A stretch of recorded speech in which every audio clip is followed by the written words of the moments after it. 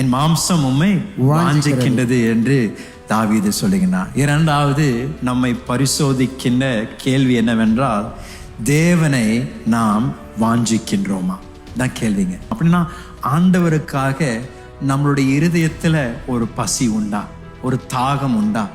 தேவனை நான் இன்னும் அறியணும், தேவனோடு கூட நான் இன்னும் நெருங்கி நடக்கணும், எனக்கு ஆசீர்வாதங்களை காட்டிலும் ஜெபங்களின் பதிலை காட்டிலும் தேவனை நான் இன்னும் அறியணும் என்று தேவ பிள்ளைகளுக்குள்ள அந்த வாஞ்சை பிறப்பிப்பது மிக அவசியம்.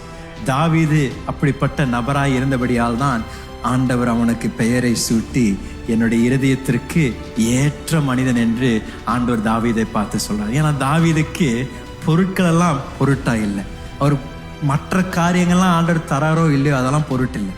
அவர் அந்த கடினமான வனாந்தர அனுபவத்தில் இருந்த பொழுது கூட அவரை சுற்றிலும் அவர் பார்க்கும் பொழுது ஒரு வறண்ட நிலைமை காணப்பட்டிருக்கும். வறண்ட ஒரு சூழ்நிலை தான் இருந்தார். தண்ணீருக்காக கட்டாயம் தாகம் எடுத்திருக்கும், ஒரு சாப்பாடுக்காக மாம்சம் அவருக்கு பசி இருந்திருக்கும்.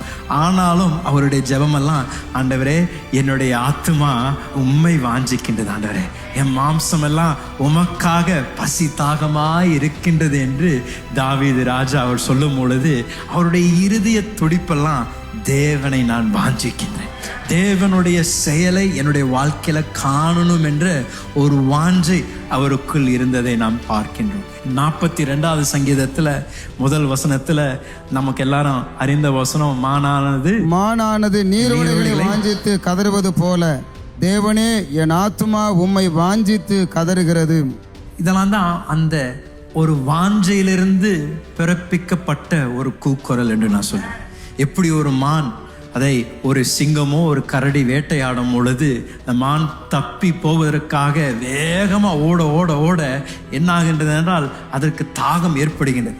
அந்த மான் அந்த வேகத்தில் ஓடி தாகத்தில் தண்ணீரை தேடுவது போல அந்த சங்கீதக்காரன் சொன்ன, ஆண்டவரே என்னுடைய ஆத்மா கூட இந்த உலகத்தில் நடக்கக்கூடிய எல்லா பிரச்சனைகளை நான் சந்திக்கும் பொழுது எனக்குள்ளாக பிறப்பிக்கின்றது, உண்மை நான் இன்னும் அறியணும், உம்முடைய கரம் என்னோடு கூட இருக்கணும், உம்முடைய பிரசனத்தை நான் இன்னும் நாடுகின்றேன் என்றுதான் அந்த சங்கீதக்காரன் தேவனை பார்த்து அவன் கேட்கக்கூடிய கேள்வியா இருக்கின்றது.